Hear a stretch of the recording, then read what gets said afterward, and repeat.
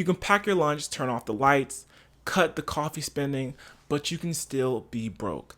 Being frugal will not make you rich. While frugality may stop the bleeding, it will not help you build wealth. Why? Because there's a limit on how much you can cut. You can only cut but so much, but there's no limit on how much you can earn. So if you want to actually build wealth and not save a few bucks, then we need to change our mindset from pinching pennies to actually making money moves. So let's talk about how being frugal won't make you rich. So like I said earlier, there's a limit on frugality. There's only but so much you can cut, and you can cut the $3 coffees. You can even try to cut housing. Just because you cut housing, just because you cut coffees, just because you went and got a cheap car, just because you stopped eating out does not mean that you're going to build wealth. You then have to do something with that money that you cut. Frugality is truly on the defensive, and if you truly want to build wealth, we need to be on the offensive. And that's when growing your income becomes super powerful. So if we're able to actually cut, we're able to actually be frugal and grow our income at the same time, then we're doing something. But if we're just being frugal and we're not really growing our income, then it's hard to really build wealth. There's no ceiling on the amount of money that you can earn.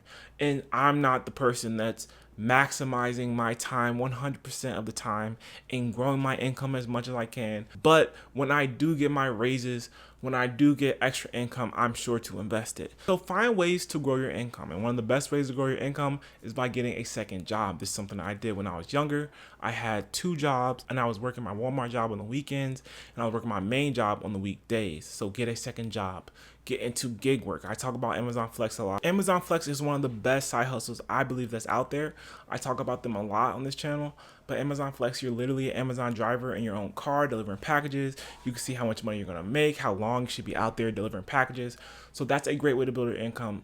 Get a second job, work overtime, find ways to build your income. So then you being frugal matters even more, because then you have more money to save and invest. And that's why investing is a real way to build wealth. You cannot save your way to building wealth. You cannot just put money in a high yield savings account and keep putting money there consistently and you're going to build wealth. Yes, you're going to get a 4% return on your money, but a better way to use your money would be to invest it into the stock market. Invest into the S&P 500, a collection of the top 500 companies in the US. You know, I invest most of my money to VOO, which is Vanguard's version of the S&P 500. Cut your expenses. You're being super frugal, which is great, but you also build that income. And with that extra income, you're going to want to invest your money. Now, this is where the wealth building comes into play. Investing is the best way to build wealth, whether you're investing your money into stocks, whether you're investing into real estate. Invest in something that you believe in, invest in something that you're knowledgeable of, and more likely than not, your finances will be in a better position. And the earlier you invest, the better. And the earlier you invest, the less you need to save later. So if you really front load those investments early on, especially if you're starting out young, then you can kind of slow down as you get closer towards retirement. So invest early and invest often. To be honest, we want to change our mindset from saving to scaling. And this is something I did very recently. I was a saver. I still am a saver, but I was putting majority of my money to a savings account, just saving for whatever reason. And I was not investing my money. I was not scaling my money at a faster rate. I wasn't investing into real estate. I wasn't investing into the stock market. Then I realized that I cannot save my way to wealth.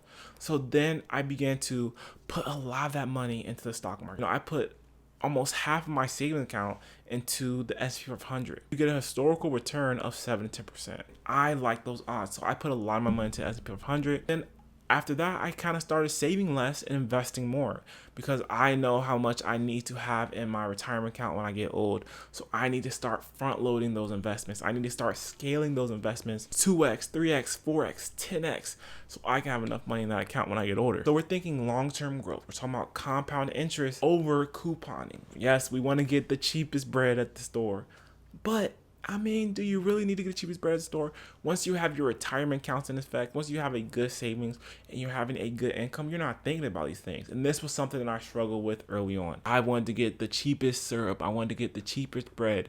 I wanted to get the cheapest lunch meat. But now I can spend more on the good syrup, the syrup that I actually like, the syrup that makes the pancakes taste good, the good bread. Guess what? I'm hitting my investment marks every month. I'm hitting my saving marks every month.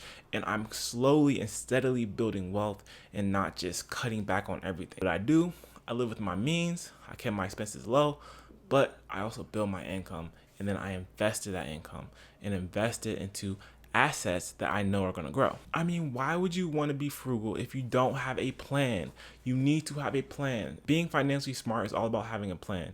There's no point of being frugal if you don't know what you're being frugal for. Are you doing it so you can buy a house in the future, so you can buy a car? You want to have a reason for why you're being frugal. And if you have a plan, an investing plan, a financial plan, whatever you want to call it, then it will be easier to know what you're going to do with that money that you're saving because you're being frugal. And so what do you do when you actually start making more money? You need to try to avoid lifestyle creep. Now, you might be frugal now, but once you start making more money, you might feel lifestyle creep. You might feel like you can afford that car. You may feel like you can afford that house. That can work in the inverse to whatever your goals are, which is why goal setting is super important. So you want to have goals. You want to have your financial goals in mind, and then once your income increases, you decide where you put that money, and if where you put that money matches your goals. Now, if it doesn't, then we need to move on and put that money where it matters the most. And if it does, then we can do that. Like, for example, we just bought a car, and a car really wasn't in the cards for us. And when we did spend on this car, it still was within our financial goals. We're still able to invest the amount that we want. We're still able to save the amount that we want in order to build to our financial future. So the car doesn't really hurt us. If the car hurt us, if it wasn't in our best financial interest, then it's something that we cannot do because it just doesn't fit within the plan. But for this case, it did, so we went forward with it. And when we start making more money, we want to also automate investing and save. Money should be automatically transferred to your savings. It should be automatically transferred to your investment accounts, and then it should be automatically invested every month. We do that to this day. Everything is on automation. We don't have to think about it. Money just goes to our savings account. Money just goes to our investment accounts automatically to our separate account. We don't even see it.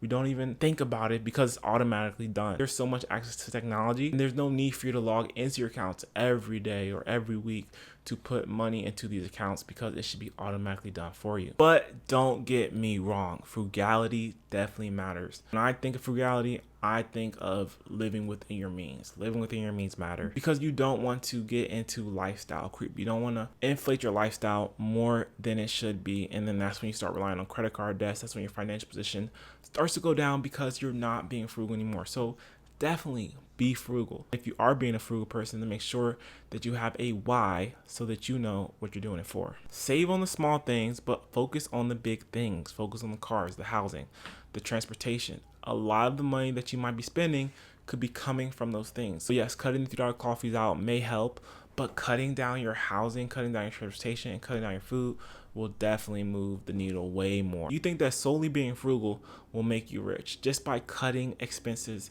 cutting your little expenses, and maybe not focusing on the big ones will make you rich. Let me know in the comment section down below, and I'll see you guys in the next video.